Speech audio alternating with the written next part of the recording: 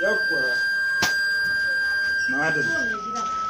Madalla. Me gida za ka fita kenan? Ban fita. To Allah ya bada sa. Amma. Allah ya kiyaye mu. To ka manta kuma baka bada kudin ce ne ko ba abin da za ka kawo gidan ne yau. Ya? Kudin ce ne nake da. Kudin ce ne yau ma kiranta. Kullun kenan sai na yarance, kullun a gidan nan sai na yarance. To. Duk abubuwan da aka kama a gidan mu duk ya kare. Gori ya tayi kenan yau. Gori ya tashi mana. Kullum baka biya na nawa nake bin ka sani. Nawa kike bi na nan? 4,000 nake bin ka. 4,000? 4,000. A ƙarya ke. Wallahi tallahi ƙarya ke. To kai nawa nake bin ka? Wallahi 800 ne. Ije 4,000 na sani. To wallahi To ba 800. baka biya ba shi da hana ka kwanciyar kabari. Bashi na hana kwanciyar. Kabari.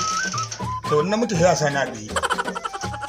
In ma a zaune za a sa ka ne sai ka Ba biya. kwanciyar ke hana ba na mutu sai a sani a ɗaya. In ma a zaune za a sa ka sai ka biya ni kuɗi na. Wato ke yanzu ni a matsayina na mijinki shine za ki min gori yau. A to kullum sai na marance kuma baka biya na kullum sai na marance. To na gaji da wannan rancen. To abin da za a yi tunda abin ya zama haka da kai kowa ya rinka ci da kansa. To kamar ya. Wallahi tallahi kowa ya rinka ci da kansa billahi. Ki nemo ki ci ni ma na nemo na hanci. Tunda abin ya zama iskanci. Da ba ka dauko din ranka ciyar da kai na ne a cikin Oho. wannan. Oho. Yaji. Koma ci. Koma ci. Na bi ki. Ina ka duka. Wallahi na bi ki iskanci.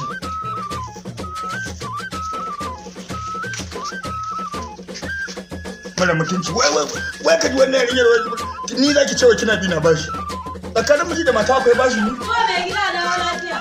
ruwanki kuma